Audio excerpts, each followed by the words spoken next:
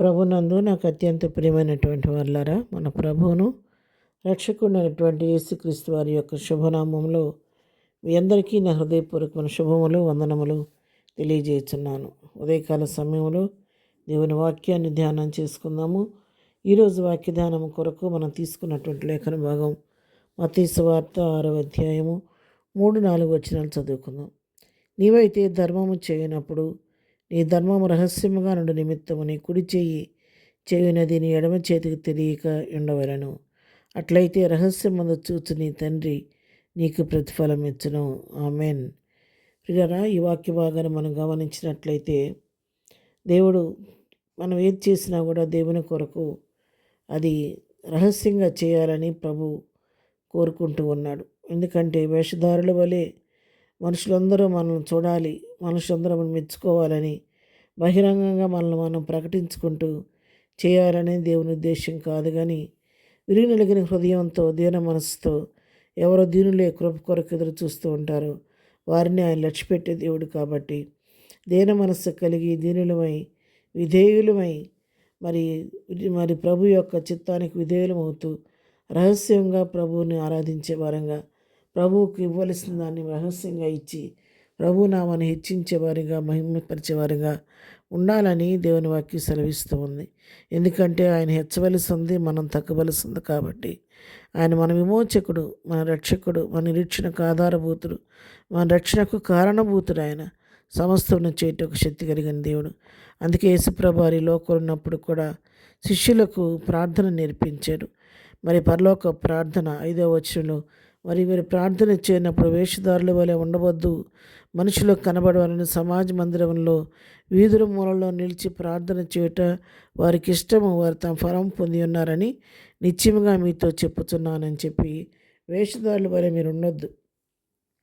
ఎక్కడ బహిరంగ స్థలాల్లో మరి సమాజ మందిరాల్లో వీధుల నిలబడి ప్రార్థన చేస్తే అందరూ చూడటం వాళ్ళకి ఇష్టం, అలాగే మీరు ఉండొద్దు. కానీ మీరు ప్రార్థన చేయనప్పుడు ఎలా ఉండాలంటే గదిలోనికి వెళ్ళి తలుపు వేసుకొని రహస్యమందున్న నీ తండ్రికి ప్రార్థన చేయండి అని చెప్పని, అప్పుడు రహస్యమందు చూస్తున్న నీ తండ్రి నీకు ప్రతిఫలం ఇస్తాడని తన శిష్యులకు ప్రభువే స్వయంగా ఆ పరలోక ప్రార్థన నేర్పించాడు. కాబట్టి ప్రియులారా, మనం డంబం కోసం, అనేకులు తెలియటం కోసం బహిరంగంగా మనం వెల్లడి చేయటం కాదు. కానీ దేవుడు అంతరంగాన్ని, హృదయాన్ని పరిశీలించే దేవుడు, పరిశోధించే దేవుడు. నువ్వు ఏ మనసుతో ఇస్తున్నావు, ఎందుకు ఇస్తున్నావో సమస్తాన్ని ఆయన చూస్తున్న దేవుడు. కాబట్టి ప్రభువుకు భయపడి, ప్రభువుకు మాత్రమే మనం భయపడి దేవుని కార్యాలు చేయాలి. అందుకే మీరు ఏదైనా కూడా ధర్మం చేయనప్పుడు ఆ ధర్మము మీ కుడి చేతితో ఇస్తే ఎడమ చేతికి కూడా తెలియనీయకుండా అంత రహస్యంగా చేయండి, ప్రభువు మీకు ప్రతిఫలం ఇస్తాడని ప్రభువు చెప్తూ ఉన్నాడు.